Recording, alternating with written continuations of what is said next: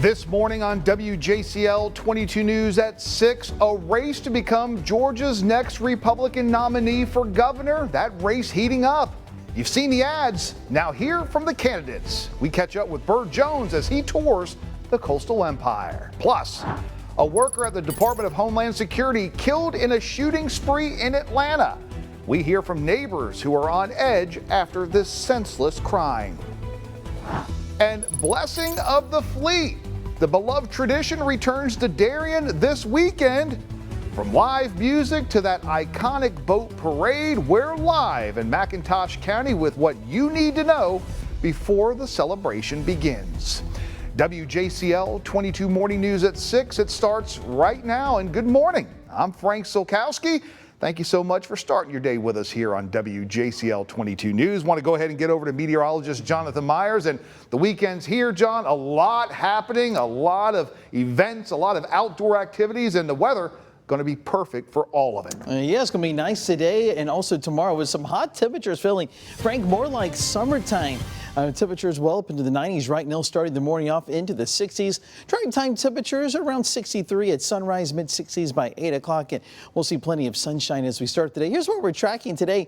Like I said earlier, plenty of hot temperatures today. Also, as we start the weekend out, maybe close to record highs on a Saturday. But the good news is we'll see some cooler weather arriving by the last half of the weekend and especially for early next week. But as you look across coastal Georgia, low country, it is dry as we start the day. So here's where we're going to top off this afternoon for Yemassee, 91. Also for Bluffton, 92 for Savannah today, and low to mid 90s for Metter and Jessa. So there's that summer heat that we'll see today. I'll detail the weekend forecast in less than 10 minutes. Highway 21 at 30 at Highway 30 in Port Wentworth this morning. And you can see traffic is rolling along right there, the intersection. No big problems as we start things off, at least at that spot. The rest of the traffic this morning as we look live in the low country, busy spot throughout the weekend will be right here, headed on toward Hilton Head Island for the second round of the RBC Heritage. Right now it is nice and quiet out there, getting light there for the islands. Bluffton to Hilton Head taking just about 15 minutes and no accidents as we start off your Friday morning. Frank? Well, Georgia Lieutenant Governor Burt Jones visiting Candler County, talking to voters about his vision for Georgia's future. Right now, you may have noticed an intense ad campaign across the airwaves as Republicans vie for the nomination to become Georgia's next governor. WJCL 22 News' Kirsten Malseca spoke with the candidate about how this race has gone so far. In the midst of a TV ad air war during this campaign with Republican governor candidate Rick Jackson, Lieutenant Governor Burt Jones stopped in coastal Georgia Thursday as he campaigns for the Republican nomination. The lieutenant governor was leading early polling quite comfortably until the billionaire healthcare executive Jackson entered the race. Jones framed Thursday's visit to Metter as a meet and greet with farmers and those in the agricultural industry here in rural Georgia. But he also devoted several minutes of his remarks to comparing himself with some of his Republican opponents. I've got three guys running against me that all have something in common. They've all sued me. While Jones is one of 8 Republican candidates alongside 7 Democrats, he singled out 3 names Thursday, including Secretary of State Brad Raffensperger and Attorney General Chris Carr. He also called out the billionaire businessman Jackson, with whom he's been engaged in a public feud. He's having this Hollywood production. It's a facade of what he represents and who he is, really. And the reason why he's spending so much money is because he doesn't want people to really see what's behind the curtains. Jackson said the opposite at his campaign stop in Savannah Tuesday. My opponent, Burt Jones, is the only one that's telling lies about me, and therefore I'm going to tell the truth about him. As the 2 highest spenders in the race so far, I asked both about how their funding could impact the outcome. The governor's seat can't be purchased. It's going to have to be earned. I will tell you that money cannot buy this election. I'm going to have to earn it. However, it appears they're at least trying to. The Atlanta Journal-Constitution reports Jackson's campaign has surpassed the $50 million mark, while Jones is sitting just above $20 million. Both Jones and Jackson have framed their spending as a forced play. He's outspending me 5-1 right now, and we're trying to just make sure we don't get drowned out on the networks. So we're having to spend out of necessity. I would love to make this a very positive campaign and talk about issues. I really would like to do that. I just have to, when somebody says something so egregious as I'm making millions of dollars off of transgendering underage kids. That's such an unbelievable lie. It's just hard to be able to just ignore that. And for now, it appears neither is backing down. Early voting begins April 27th and Election Day is May 19th. Reporting in Metter, Kirsten Masalka, WJCL 22 News.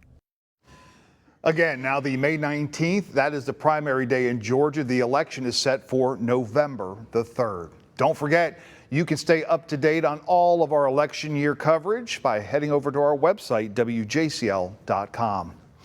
Down the coast of Brunswick now, where a man is under arrest this morning after trying to rob a woman and child at knife point. Glenn County police officers responding to a call at the Winn-Dixie just off Jessup Highway.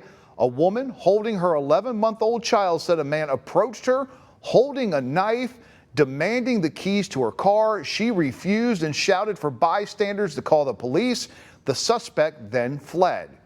After an investigation, detectives located the suspect asleep inside Mr. Snapper's Fish and Chicken, where he was arrested without incident. Police say the suspect, now identified as Brian Banda, had the knife inside his pocket when he was found. He is now at the Glenn County Detention Center charged with armed robbery, possession of drugs, and possession of a knife while committing a felony. Garden City Police, they're asking for your help this morning. They want to identify people connected to a recent car break-in string of break-ins. Officers responding to Live Oak Lane back on April 11th after reports of vehicles being entered and items stolen. Now, investigators say surveillance video also showed a stolen credit card being used at a store that same day. Now, if you recognize these suspects you see on your screen, or if you have any information, you're asked to contact Garden City Police.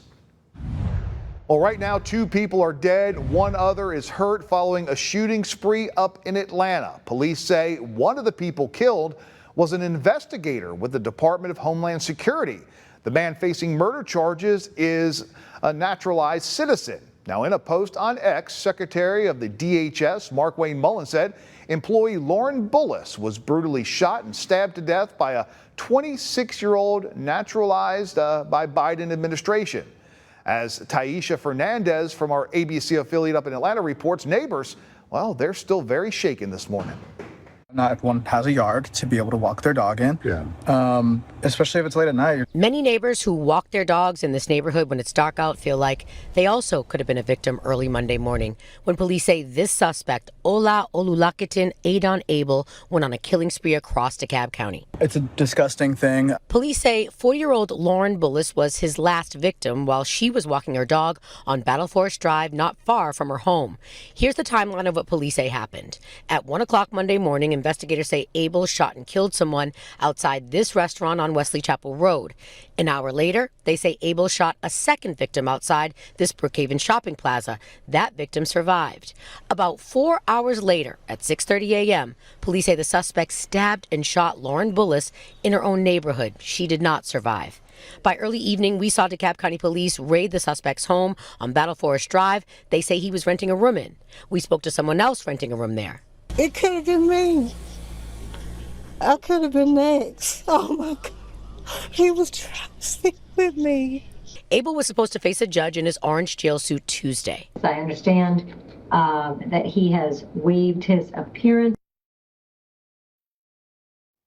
Now, an online fundraiser for Lauren Bullis notes that she leaves behind a husband and a stepdaughter. Now to a rescue on Tybee Island. 2 kids were rescued from the water earlier on Thursday. The mayor tells us a teenager and a young child got caught in the rip currents Wednesday afternoon. They were swept over the North Jetty, but stayed there until rescue crews were able to bring them back to shore. As we learn more about this rescue, of course, we'll bring you updates here on air and online at WJCL.com. Well, take a look at this video. It's a bus crashing into a giant pole up at Hartsfield-Jackson Atlanta International Airport. This happened back on Tuesday. Police say the bus was near the terminal when it turned a corner and ran into the pole, which pierced the windshield of that bus. The pole is used to warn and prevent oversized vehicles from entering areas with lower ceiling clearance.